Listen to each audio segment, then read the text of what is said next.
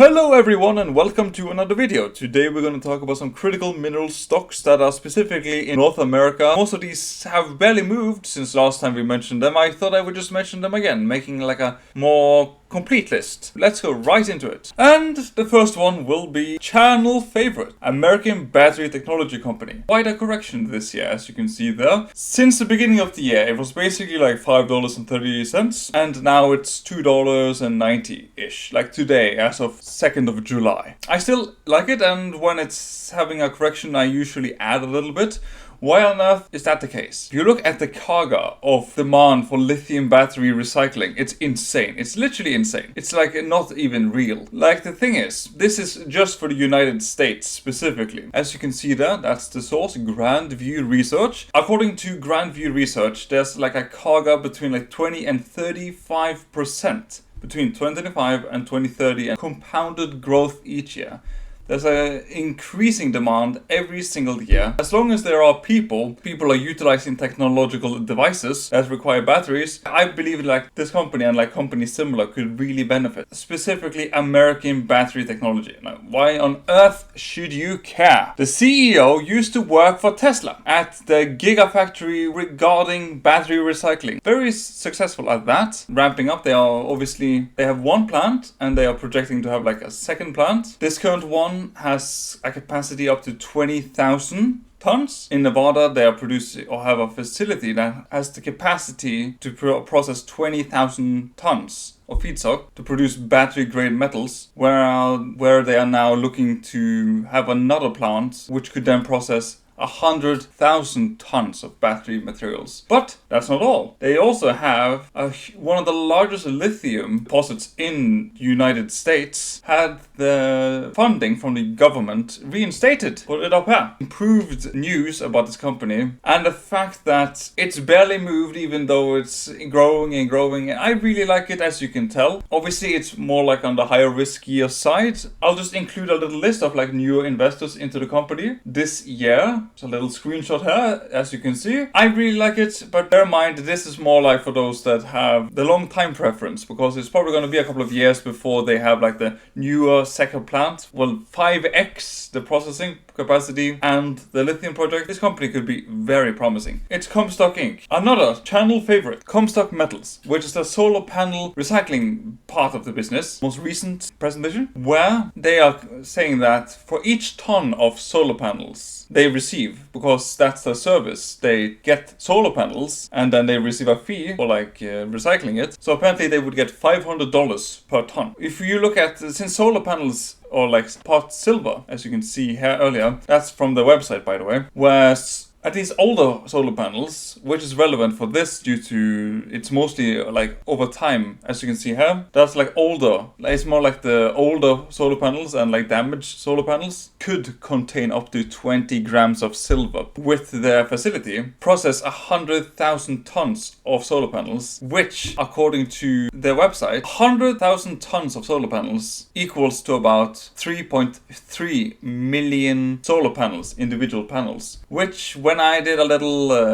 calculation, apparently that could, if you use 20 grams of silver, could perhaps then be up to 2 million ounces of silver at one of the plants. They are planning to build more in the future. And obviously solar panels contain like aluminium and glass and gallium. Another thing that's very interesting, as you can see here on the map, the bigger the circle, the older the solar panel infrastructure is. And as you can see there, California, Nevada, and like these places have like some of the older ones. And Comstock Inc. is like right in Nevada. Companies to then provide them with older solar panels that are like by law required to be recycled. So this company has an incredible moat. They have like this highest standard for like recycling solar panels. They like completely recycle everything. Things that will be then recycled from the panels: silicon, silver, gallium, copper, aluminium. But it's an incredibly interesting company. It's an American exclusive company. I think they were talking about like having this technology be other countries and other companies from abroad could then like license the technology perhaps, which would be incredible. Let's go over to the next one. This, as you can see here on the right, right, the little box there, that's the document that Ucore provided to the Department of War. The Department of War likes what the Ucore provided, where the extraction rate, they used 5.4x less time mixing than traditional rare earth processing. And recovery was similar to what it used to be with recovery of like rare earths and so forth. And the purity was similar, 34% reduced capex for similar quality. So it's they have an incredible moat in my opinion. And as you can see, that's more like on the left side, you can see more from the presentation, recent one. So it's a lot faster, it's more cost efficient. Noticed due to the government liking what they're seeing from the Ucore. And obviously not too long ago,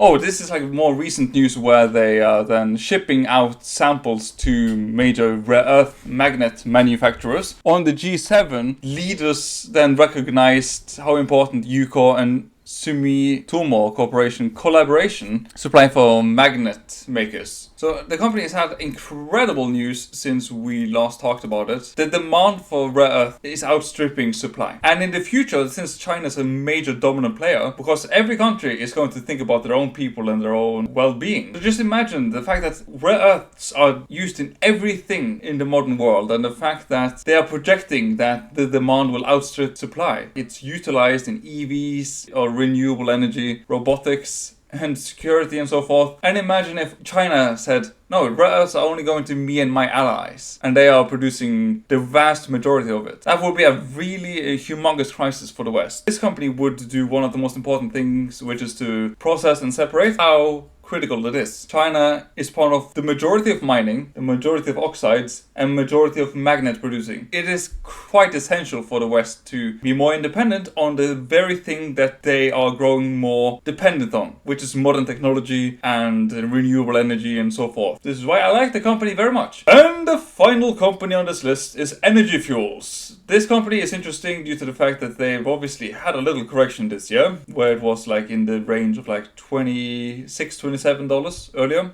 But now it's in the 15-ish. But that's not what's really interesting. They are obviously in the uranium aspect and rare earth aspect, which is the most important aspect for the United States. The fact that they need to be more energy independent. They need a lot more energy, especially nuclear, reliable energy for AI and people and businesses and so forth. And the fact that they are producing uranium. This is some of the projects, the really important things we're going to talk about today. It will be how they're part of most of rare earth, from mining it in that Donald project in like Australia, monazite and so forth, which is rich in rare earths. They have the white mesa bill to process it and separate it and so forth. Not too long ago, they had a very interesting acquisition of Vacuum Schmelze. Try saying that 3 times. And that's like an advanced magnetic company which has over 400 patents, 1,000 customers, been operating in the United States. They are projecting to then produce up to 12,000 tons of permanent magnets in a couple of years, which would be very interesting. And they will be apparently producing neodymium iron boron magnets, NdFeB. Every single day that goes, these companies objectively in every aspect, their demand is growing every single day. As long as people are interested in modern technology, people are interested in using AI tools, using modern technology, and as long as there's not like a dramatic reduction in human population, these companies seems to have, in my opinion, a bright future based upon the numbers and the compounded growth and so forth. And with the West needing to be more